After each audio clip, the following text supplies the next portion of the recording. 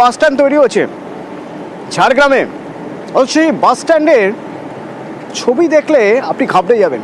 সেখানে বাস কম, যাত্রী কম, বেশি কি বেশি হলো আবর্জনা, নোংরা আবর্জনার স্তূপ ভর্তি। একটা যাত্রী প্রতীক্ষালয় রয়েছে, আপনি ঢুকতেই পারবেন না।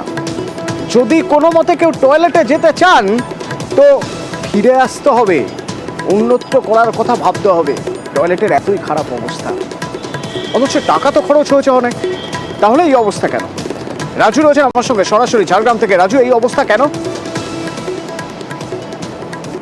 দেখো, মূলত যেটা বাস স্ট্যান্ড কর্তৃপক্ষ যেটা দায়ী করছেন যে এই বাস স্ট্যান্ডের দেখভালের দায়িত্ব ছিল পৌরসভার, সেক্ষেত্রে পৌরসভা দেখভাল করেনি, যার ফলেই মূলত এই বেহাল দশা হয়েছে। একদিকে যেমন বাস স্ট্যান্ডে যে জায়গায় বাসগুলো থাকে সেখানে যেমন বেহাল দশা, ঠিক তেমনই আবার যে বাসের যে প্রতীক্ষালয়, সেই প্রতীক্ষালয়ের সামনে আবর্জনার স্তূপ, যেখানে মানুষ এসে বাসের জন্য প্রতীক্ষা করবে, সেই জায়গায় যদি আবর্জনার স্তূপ থাকে সেই ক্ষেত্রে সেখানে বাস যাত্রীরা যাবেন না।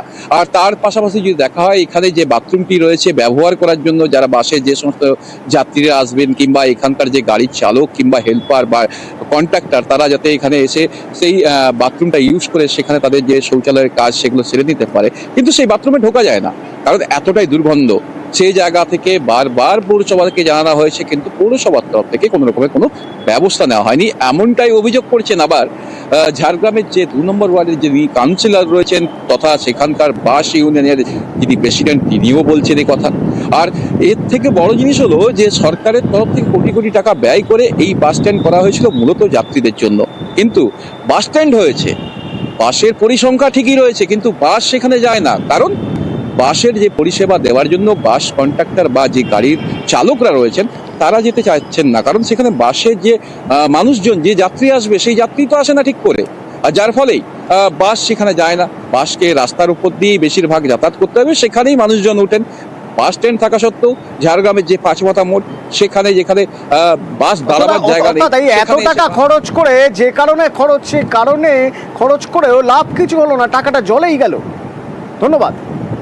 অবস্থা এখন খুব যে ভালো তা নয়, তাদের নাগরিক মানে পড়ে আছে, বাথরুমও ঠিকভাবে পরিষ্কার নাই, গাড়ি রাখার অসুবিধা, যাত্রীরা যেভাবে যে বসছে আর করছে তাদেরও অসুবিধা। বাস থেকে টাকা তোলা হয়, তবে পরিষেবা দেওয়া হয় না।